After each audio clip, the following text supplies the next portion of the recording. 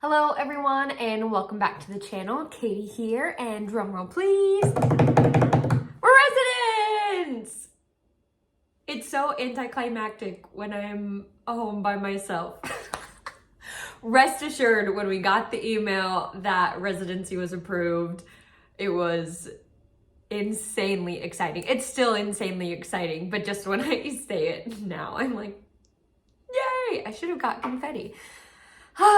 Okay, so residency, our New Zealand residency is like a huge weight that is just off of our shoulders now. Without residency, we would have had to leave June of 2025. We would have been on just a 3-year work visa. So with residency, we can stay indefinitely.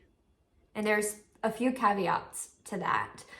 Which I'll get into, but reading the email and it says this gives you the right to stay in New Zealand indefinitely is like, because let me tell you, visas, not an easy thing or a cheap thing to get at all. They're a lot of work and it's a lot of patience. It's a lot of waiting and hoping and fingers crossed, and now we can just kind of really truly call this home. Residency gives us so many things. It mostly, just allows us the freedom of if something happens and we have to go back to the States, we can, and then we can always come back. It's just such a weight off of our shoulders, and we are just so lucky that we were granted residency and that we're here and we're thriving and we're doing great.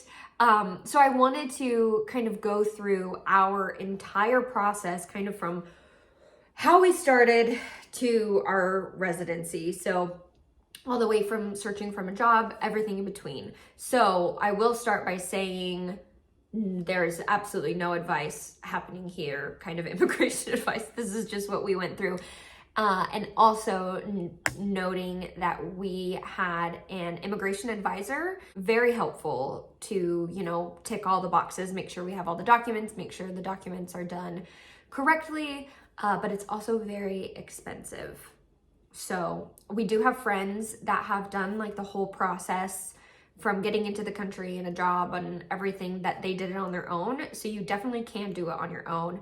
We were kind of on a tight time schedule by the time Keaton got his job offer, and we knew nothing about, immigration or the documents or anything, and we didn't want to mess it up. So we went with an immigration advisor. We used New Zealand Shores, and they were really, really great to work with, still are really great to work with. All right, let's get into it. So Keaton received 2 job offers on or around April 14th, one in Wellington, one in Christchurch. He chose the job in Christchurch. After the job offer came, before that too, just compiling a ton of information, documents to give to our immigration advisor. So job offer, April 14th. He came in on a critical purpose visa for Keaton because he met the salary threshold that was what took to get in at that time, because it was still during the pandemic. I know so many things with immigration have changed now, so definitely check out Immigration New Zealand's website, because a lot of the things that got us in aren't even in play anymore. But anyways, so our critical purpose visitor visa was submitted on May 10th, 2022. And that critical purpose visa only got us in for 1 year. It was approved on May 19th, 2022. So it took 9 days. That was it. It was like the fastest ever. We had actually already booked flights to New Zealand for June 1st before our visa was approved. That is highly unadvised. Don't do that. Wait until you have your visa and then book your flights, because if your visa doesn't get approved, you gotta move your flights, and that's a lot of money, everything of the sorts. So only 9 days for that first visa, which we're like, woohoo, it's so exciting. Then our 3-year visa was the essential skills visa for Keaton's job, and then a partner work visa for me. So when we got to the country on June 3rd, 2022, I didn't have the right to work. This essential skills and partner work visa would allow me to work. So we submitted that on June 24th, 2022. And then Keaton's essential skills visa was approved quite quickly.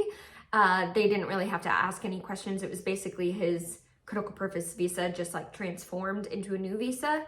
But my work visa, unfortunately, when I got my medicals done here in New Zealand, the doctor picked up a heart murmur that I had never known that I had. And so immigration requested that I get a EKG of my heart to see if there were any problems or if I would be a burden to the health system. So that was requested on July 11th. I got my EKG on July 25th, and then I submitted everything to them, and my partner work visa was approved on August 5th. So from June 24th to August 5th is how long it took my partner visa to go in. So just over a month, and Keaton's essential skills visa went in like 2 weeks. Super, super quick. So after our essential skills visa and partner visa came in, the next step was to prepare an EOI, an expression of interest, to apply for residency. So our expression of interest, you had to make sure you had enough points to even be able to submit an EOI. So I know that's all on Immigration New Zealand's website, so check that out if you have questions about that. But we compiled all of the information we needed for that because some of it was contained in our other visas, and then they needed some other information as well. Since we had been in New Zealand for about 6 months-ish, we needed new FBI checks because they're only good for 6 months.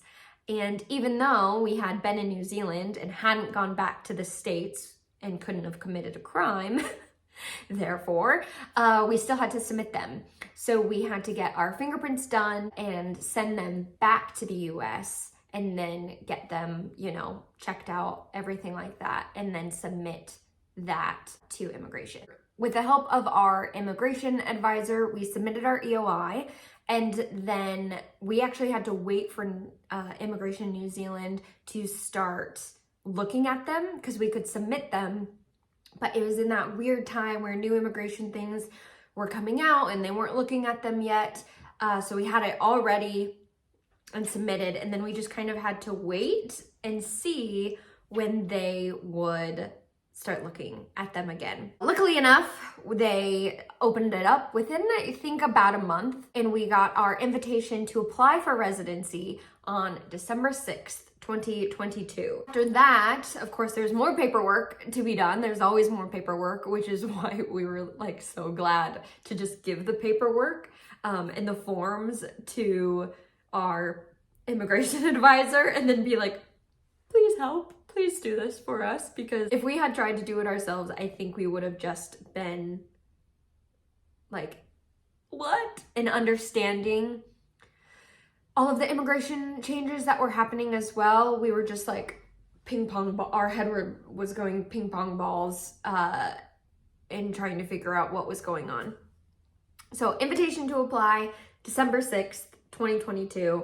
We, like I said, had more paperwork, and then we submitted our skilled migrant category resident visa, which is still attached to or was because of Keaton's job that we were in the skilled migrant category.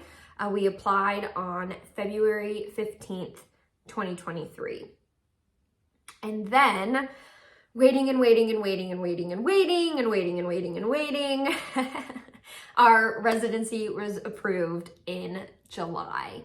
And really, honestly, February, March, April, May, June, July, 5 months, 6 months to get approval for residency is not that long. We have friends that waited like 18 months to get anything. And of course, there are different things in immigration happening at different times, and all of that plays into it. And I don't know what the climate is now for it if you're trying to apply for residency. I'm not sure what different obstacles are there, or like I said, new things are getting rolled out on the green list, new jobs, new roles.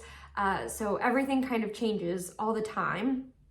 But that's what we experienced. And like I said, we're so happy to finally have it and be done. So, as I said in the beginning, we can stay indefinitely, but only if we didn't leave New Zealand.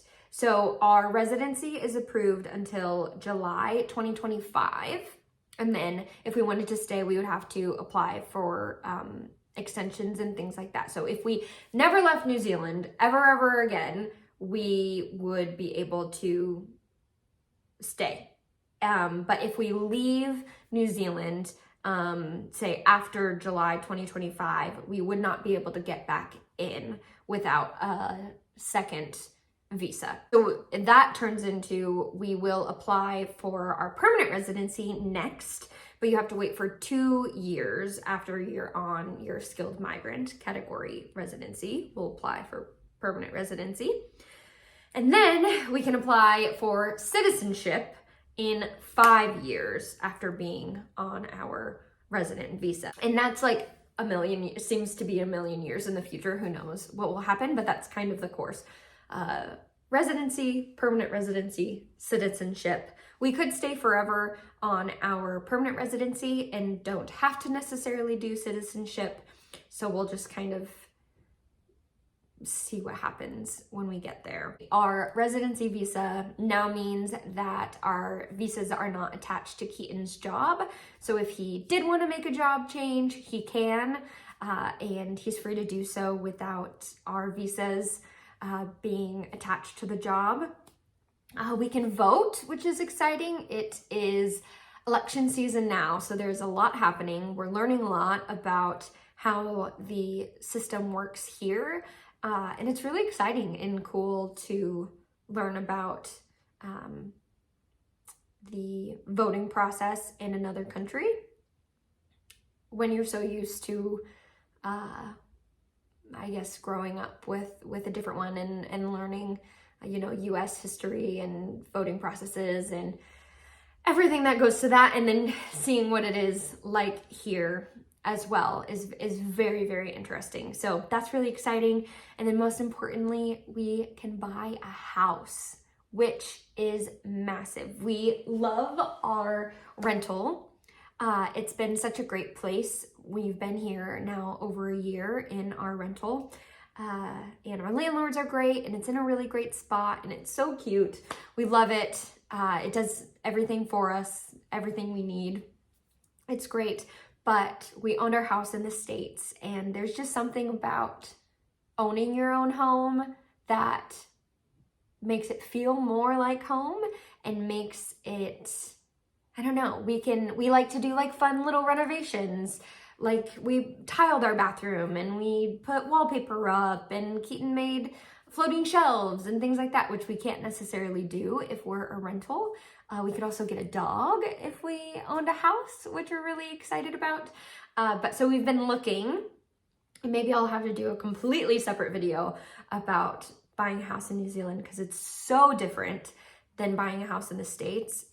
It's really confusing to us right now. It'll all sort itself out, but for now we're like, what's going on? But it's really fun to look around at different houses, and we're getting really excited, and then we're getting disappointed, and then we're getting really excited, and then we're getting disappointed. So it's a roller coaster, but excitement for sure, and good things are happening. So yeah, quick recap of how we got our New Zealand residency, and like I said, there's a million different things going on with immigration right now. So I'm sure anything that I've said about how we got our residency visa is completely different and completely changed by now. But there is hope if anybody is is in that process right now. I wish you the best of luck and that it will come. And you just got to be patient and organized and just keep living your life until it comes. But very lucky, very, very grateful to be here and to have residency. It's also kind of crazy that like we just have residency in New Zealand now. It seems like, when did that happen? How did that happen? What? We're here. Sometimes I just drive around. I'm like, we live in New Zealand. What? But anyways, just so happy. Happy. So that's kind of it. Just our process, and wanted to share the excitement because it is really, really exciting. So thank you again so much for watching, and I'll see you again next time.